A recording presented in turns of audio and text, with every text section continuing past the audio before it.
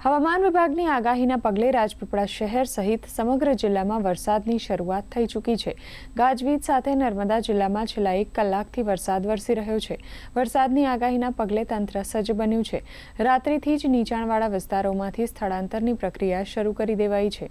રાત્રે જ રાજપીપળા શહેરમાં 50થી વધુ પરિવારોનું સ્થળાંતર કરી શેલ્ટર હોમ ખાતે મોકલવામાં આવ્યા હતા। કરજણ ડેમના ઉપરવાસમાં વરસાદ ચાલુ હોય ડેમમાં પાણીની આવકમાં વધારો થાય છે, જેથી રૂલ લેવલ જાળવવા માટે કરજણ ડેમના ગેટ્સ ખોલી ગેટ્સ મારફતે તબક્કાવાર આશરે 50,000 ક્યુસેક પાણીની જાવક થઈ રહી છે।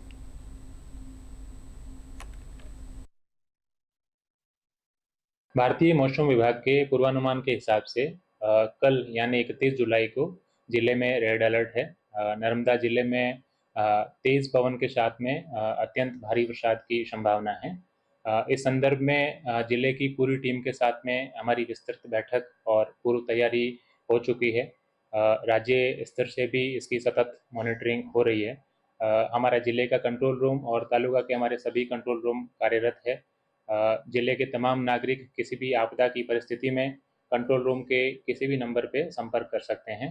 सभी 6 तालुका और जिले के कंट्रोल रूम हमारे कार्यरत है। हवामान विभागની આગાહીના પગલે નર્મદા જિલ્લામાં પણ વહેલી સવારથી જ વરસાદ વરસી રહ્યો છે। ગાજવીજ સાથે અને પવન સાથે વરસાદ વરસવાને કારણે રાજપીપળા શહેરની પરિસ્થિતિ આપને બતાવીશું કે રાજપીપળા શહેરના જે સ્ટેશન રોડ મુખ્ય માર્ગ છે, જે મુખ્ય માર્ગમાં પણ અત્યારે પાણી ભરાઈ ચૂક્યા છે। આ પાણી છે એ રાજપીપળા શહેરના સ્ટેશન રોડ વિસ્તારમાં છે। લોકો પણ અહીંયા વહેલી સવારથી દુકાન ખોલીને બેઠા છે, પરંતુ ગ્રાહક અત્યારે આવશે કે કેમ તેની પણ રાહ જોઈ રહ્યા છે, કારણ કે વરસાદ મુસળધાર વરસી રહ્યો છે અને જિલ્લામાં પણ મુસળધાર વરસાદ વરસવાને કારણે જાહેર જનજીવન પર પણ અસર થઈ છે અને વાહન વ્યવહાર પર પણ અસર જોવા મળી રહી છે। હવામાન વિભાગની આગાહી હતી, તેના પગલે નર્મદા જિલ્લાના સમગ્ર વિસ્તારમાં એટલે કે 5 તાલુકામાં ગરડેશ્વર, તિલકવાડા, ડેડિયાપાડા, સાગબારા, ચીકદા અને નાદોદ તાલુકા અને રાજપીપળા શહેર સહિત વરસાદ વરસી રહ્યો છે।